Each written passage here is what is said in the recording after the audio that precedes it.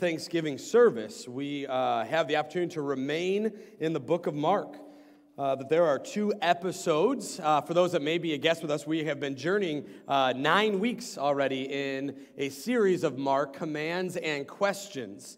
And so we have been diving into what we've kind of called different scenes, different episodes where Jesus is engaging someone in either a healing or a teaching or something. And we're kind of looking at 10 of the examples, 11 now with Thanksgiving, of kind of 6 words or less that he uses to really change someone's life, to change the course of someone's journey. And we're going to look at 2 different ones, because the feeding of the 5,000 is recorded in every gospel. So every gospel has it, and we're going to get into a little bit of the context of that. But Mark gives 2 different feedings. So Mark gives the feeding of a 4,000 and feeding of 5,000. So we're going to first start in Mark 6. And we were going to look at Mark 6 starting with verse 30. Yes, and then we'll jump to chapter 8. But this is the feeding of the 5,000. Mark writes, "The apostles returned to Jesus and told him all that they had done and taught. And he said to them, 'Come away by yourselves to a desolate place and rest a while.' For many were coming and going, and they had no leisure even to eat. And they went away in the boat to a desolate place by themselves. Now many saw them going and recognized them, and they ran there on foot from all the towns and got there ahead of him. When he went ashore, he saw a great crowd. He had compassion on them because they were like sheep without a shepherd, and he began to teach them many things. And when it grew late, his disciples came to him and said, 'This is a desolate place, and the hour is late. Send them away to go into the surrounding countrysides and villages and buy themselves something to eat.' But he answered them, 'You give them something to eat.' And they said to him, 'Shall we go and buy 200 denarii worth of bread and give them something to eat?' And he said to them, 'How many loaves do you have? Go and see.' And when they found out, they said, 5 and 2 fish. Then he commanded them to all sit in groups on the green grass. So they sat down in groups by hundreds and by 50s, and taking the 5 loaves and the 2 fish, he looked up to heaven, said a blessing, and broke the loaves and gave them to the disciples to set before the people. And he divided the 2 small fish among them, and they all ate and were satisfied. And they took up 12 baskets full of broken pieces and of the fish, and those who ate the loaves were 5,000 men." So now we jump to Mark 8, and we will read the first 10 verses. "In those days, when again a great crowd had gathered, and they had nothing to eat, he called the disciples to them and said, 'I have compassion on the crowd, because they have been with me now 3 days and have nothing to eat. And if I send them away hungry to their homes, they will faint on the way. And some of them have come from far away.' The disciples answered him, 'How can one feed these people with bread here in this desolate place?' And he said to them, 'How many loaves do you have?' They said, 7. And he directed the crowd to sit down on the ground. And he took the 7 loaves, and giving thanks, he broke them and gave them to his disciples to set before the people. And they set them before the crowd. And they had a few small fish. And having blessed them, he said that these also should be set before them. And they ate and were satisfied. And they took up the broken pieces left over, 7 baskets full. And there were 4,000 people, and he sent them away. And immediately he got into the boat and his disciples and went to the district of Dalmatia." So this is the gospel, 2 different accounts of Mark. So how many people knew Mark had 2 feeding accounts? How many people didn't? How many people don't remember? Fair enough. Again, like I said, what's interesting and something of note is that all 4 disciples have this account in there, and really Matthew, Mark, and Luke have the account very, very similar, 85% same wording. John does as well, and that's great, but scholars look at the synoptic gospels, so that is Matthew, Mark, and Luke, the fact that all 3 of them have it, right, that this was not some parable, that this was not some teaching, that this episode actually happened. Because this was all given by kind of verbal tradition, and the fact that Matthew, Mark, and Luke give just enough detail to prove the account. But there are 2 feedings. And this can be seen as pretty strange. This can be seen as why the 2 different ones. I mean, for the most part, they're the same, but there's 2 major differences. So the setting of the first one and the setting of the second one and the people that were there. Okay, so can anybody take a guess as to what they think the biggest difference is between the first account and the second account? And no, it's not the number of people. Anybody? Yes, in the back, Mr. Grady. Well, I read it again. There were some small fish. They don't give it a number. But there were bread and fish to both. Any other thoughts? Yeah, well, you gave me the answer, Miss DeVries, so you can't answer. Yes, you're her daughter. Go ahead. Okay, so that's a difference. We'll get to that. But the audiences are different. The first is a Jewish audience. The second is a Gentile audience. When that really jumped off the page, and help of Miss DeVries, she gave me a book that actually brought that to life and made some really interesting points as to why Mark, this is one of the only time Mark actually does this, where he sets the Jewish context and the Gentile context in such a similar way. If you've noticed, when Jesus has been traveling, Mark gives a lot of good description so we know where he is. Mark does a great job of being fair to both sides, right? Matthew doesn't really do that. Luke doesn't do that. John doesn't really do that. They're all kind of slanted in their own way of writing. Mark does a very fair job as to why this happens. And so we're going to see this. And within that difference, Jewish context, Gentile context, something huge is going on.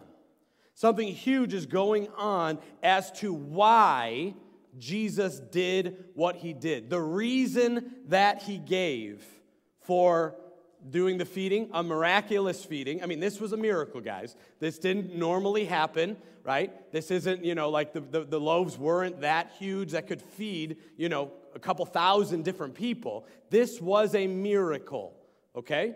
And it was proven by the Gospels and two different audiences. So I want to look at two different verses. One verse in the first feeding, one verse in the second feeding, as the difference is why. When I kind of came across this, it just blew my mind as to what really was jumping out of this page for me, and hopefully for you. So we start with verse 34 of the first feeding. It says, "And when he went ashore, he being Jesus, he saw the great crowd, and he had compassion on them, because they were like sheep without a shepherd." So two things. Jesus showed what right off the bat? Compassion. Okay? He showed compassion and said, because they are like sheep without a shepherd. And this is what audience? The Jewish audience. So if you're thinking God's people of Israel, sheep without a shepherd, there's a connection point. We'll get there in a second. A shepherd cares for his sheep. The sheep in the sheep pen are the Jews, and Jesus is their shepherd.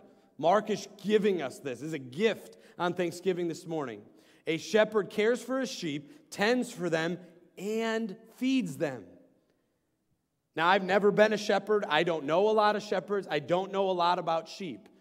But what I do know is that sheep are not the most intelligent of animals. That they follow to a fault their shepherd.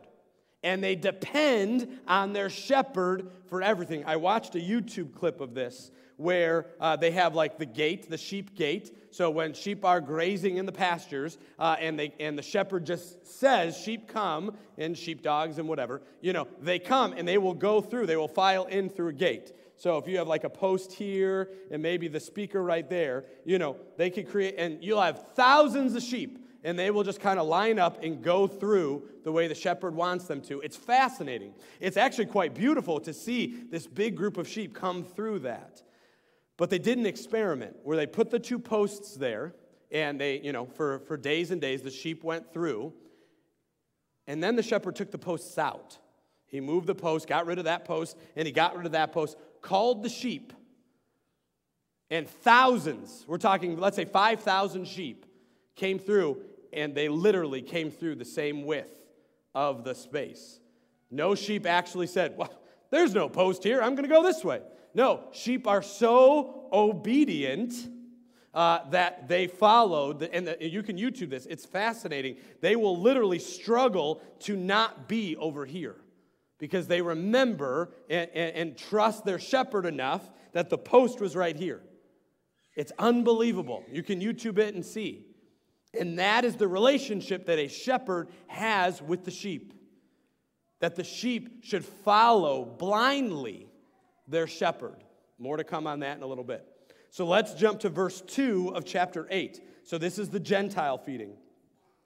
Verse 2, Jesus said, I have compassion on the crowd because they have been with me now 3 days and have nothing to eat.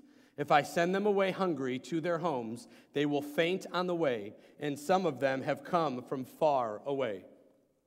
So how does Jesus start? With compassion. So there's compassion in both. He has compassion for their sheep without a shepherd. They have compassion because they have been with me now 3 days. And some have even come. And I'm worried about them fainting away. Compassion because they have journeyed with him. And this is what crowd again? Gentiles. So let's break that down because that's super important. Gentiles had heard about Jesus. They had heard about the healings and came to Christ because the power of testimony. They came and they followed Jesus. And then Jesus, the bread of life, feeds the Gentiles. He meets their physical needs. He meets their spiritual needs. And in both accounts, the people get fed. Now, for maybe a number of us that grew up in the church, maybe especially the Reformed tradition, we struggle sometimes through this doctrine of election, that God has preordained all of these people. He went down a row of people and said, you are mine, you are mine, you are mine, you are not, you are mine, you are, and all of that. We have bolstered this understanding. You get terms like the frozen chosen, all of those things that do nothing, let's call a spade, do nothing but destroy evangelism. But we've built this understanding in our mind and in our hearts that the shepherd has come for the sheep that is Israel. But Mark is clearly telling us that Jesus has come and has come for the world. That he has come not only for Jew and not just Jews, but Jews and Gentiles. That he has come to be the bread of life. But the difference is the relationship. Let's go back to the Jewish context. They are the sheep of the shepherd. They are in the sheep pen. They are grazing. They are doing whatever sheep do. They hear the shepherd's voice. They follow the shepherd. And we go to many parables about all of that. The 99 or the one. Last week, Lansing Christian, Nikki Jager's class did a great job of showing that he'd leave the 99 and go for the one, the reckless love of God. It was beautiful. So we have all that in context of a relationship. But then we have to reconcile this understanding that he fed the Gentiles as well. He's a Gentile country, and he had compassion. Friends, this Thanksgiving, catch the link.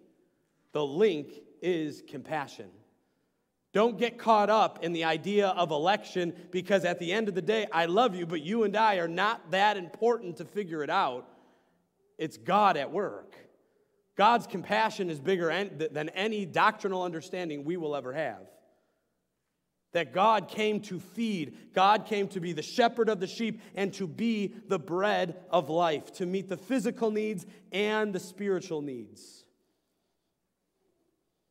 Now, we can't have an episode with the disciples without beating them up a little bit, because the people got fed. Jew, Gentile got fed. The disciples, did they get it? Hands raised if they got it. Nope. 2 different feedings. Let's dive in. So, 5,000 people. Disciples saw the time of day and the budget as hurdles that could not be overcome. So often, friends, we think that it's our job to figure out how Jesus is going to do something, how he's going to interact, how he's going to feed, how he's going to heal. Let me tell you, this morning, stop. That is not supposed to be our understanding. It is not our job to do anything. It is our job to sit there like sheep and be fed. They thought a bigger budget would help. Friends, you could have the greatest budget in the world and do nothing with it as a church. That financials, that could become a way bigger hurdle that suffocates, chokes out ministry in a church. Because the disciples forgot their place. The disciples thought it was their job to be multipliers of ministry, to come up with all of the answers to the problem. Guys, we're in chapter 6 and we're in chapter 8.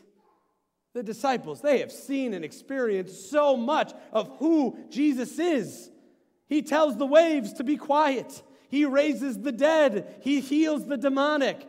And now he's doing a miraculous feeding.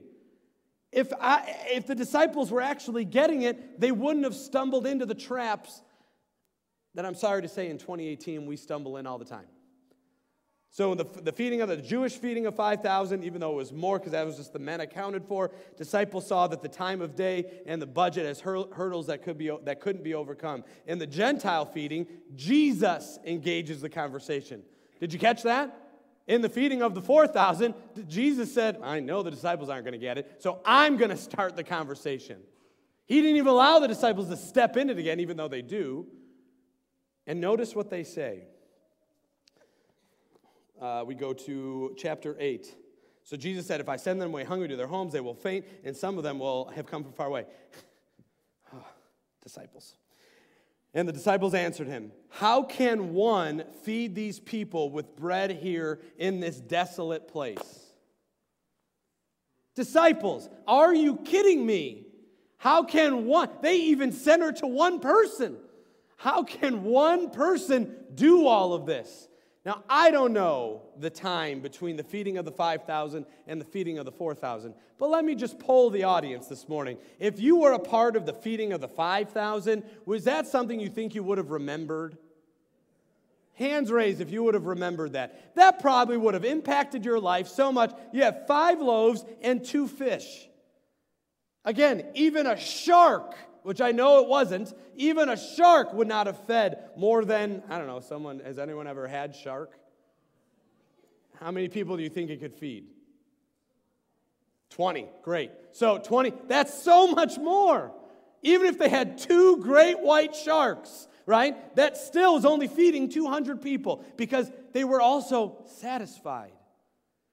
This wasn't like you're going through Costco and you're going to get little samples of everything.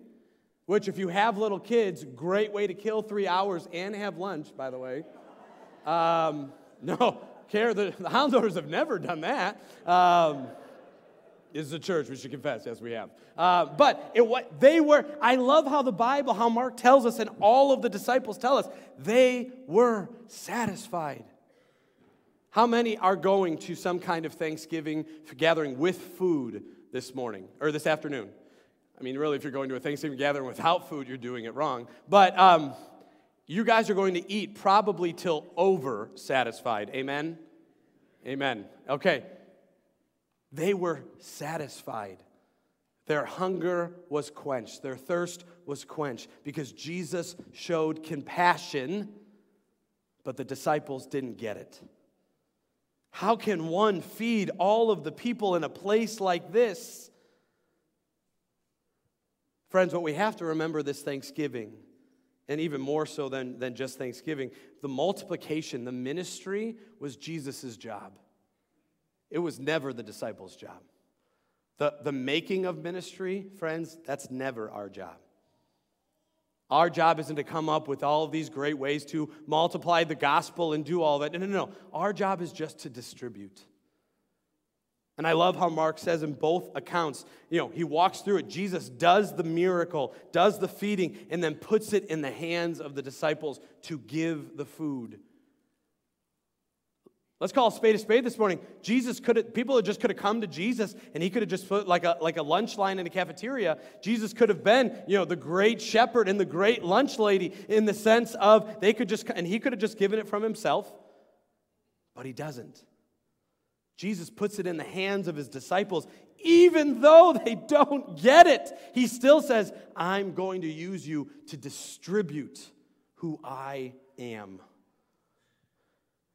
When that understanding came this week, it was so difficult to read that because so many times I feel the Lord saying, no, Jim, distribute it this way. Go do it this way. And I go, no. Who am I to just say, no, I don't want to do it that way. I'm going to do it this way. I think we should do it this way. That Jesus is saying, disciples, don't think. Clearly you're not good at it. Allow me to do this for you. That this Thanksgiving and every day, it's all Jesus, folks. It's not us. That in the times of life that we are hungry and thirsty, it is not time for us to find our own way to food and drink. But Jesus has come as the bread of life and as the good shepherd, so we don't have to do it. Because when we fill ourselves and when we drink of the world, as Jesus said to the woman in the well, you'll be thirsty again. When we fill ourselves with the things of the world, of the things that we think are good and all of those things and not necessarily what comes from God, we'll be hungry again. And that's the point of this gospel. That's the importance of the feeding, that he's come to feed everybody, and he's come to feed B out of himself, not out of us. But notice, all the disciples were called to do, even though they showed tremendous lack of faith, was to distribute the blessing, to distribute the miracle. And I love in the Gentile one, it says that they had all heard. And in the Jewish one, they had all heard and they came. That was through the power of testimony. That, friends, you're here. Whether you know Jesus as Lord or not, you are here this morning and you have a testimony. That God has worked in your life. Whether you see it or not, he has. How do I know? You're in a church. That the Lord may be calling you back to himself even today. So 3 things that you need to be able to give thanks for this morning, that we, as we dive in through Mark, and then we're going to have a time of communal thanks, and we'll get to that in a second. But because of Mark 6 and Mark 8, what I can give thanks for, what we can give thanks for, is that in the desolate places, in those desert times of life, whether you're emotionally, spiritually, medically, it doesn't matter, Jesus is there to find us. That's another thing that both situations had in common. They were in desolate places. They weren't by a bunch of places to eat or even buy food. In those places of life, Jesus is there to find us. In the times we are hungry, Jesus is there to feed us. Jew and Gentile, Jesus died to save us. This Thanksgiving, we rally around this truth. Christ has done it all. He has paid the price. He is our bread of life. And he is our good shepherd. So this morning, I don't know if you've come with hunger pains. If there is something going on in your life where you just feel this ache to know Jesus deeper, to maybe you don't know Jesus as Lord and Savior, ask the questions this morning. Come find me, find Mike, find someone on the praise team, find one of the elders in the back, one of the deacons. Find them. Ask them that question. I guarantee you this Thanksgiving will be the greatest Thanksgiving ever if you ask that question. And it's not because of the food that you're going to get in a couple hours. It's because the bread of life that is Jesus Christ. Or maybe you've been in the church all your life. And maybe you've strayed. Maybe the church burned you. Maybe something happened in your life and the church didn't live up to what it was supposed to be as the bride of Christ. And maybe you're making your way back. Praise God. Because he's your good shepherd. He always has been, he always will be. And he will go out to get that sheep that goes astray. To protect that sheep. To bring that sheep to fields of green grass and still waters, as the psalmist says. So friends, this morning, I don't know what you come in with. But it is right that we give thanks and praise. In the ups and downs, the uglies of life, we give thanks and praise. And one of the neat things is to give that thanks and praise together as a group. And so, Mike, you can come on up. We're gonna do something a little different. We don't really do this on Sunday mornings, but we are going to have a time of communal thanks. That we have a couple microphones, and deacons, those that are going to help, you can grab some of these. So often we like to give our thanks and praise maybe to our family. Thank you, brothers. To our friends. There is one up in the balcony. Mark has that. But it's another thing to lift up our praises of thanksgiving together, that we could hear them. But hear me, this is a time of thanks and praise. This is not a time of mini sermonettes. And so I don't know if all of you tweet, but we're going to do this like Twitter, 140 characters. So feel free to, concise what you have to say. But this is a time that we can give thanks and praise to God. And that at the end, I will wrap us up in kind of that communal prayer. I will give the blessing. We will sing our final song, and then we will go. And we will hopefully distribute whatever ministry God has called us to. So we open this time now. Just raise your hand, and one of the deacons here on the main floor, or Mark will pass the mic up in the balcony. Speak to the mic, please. Speak slowly.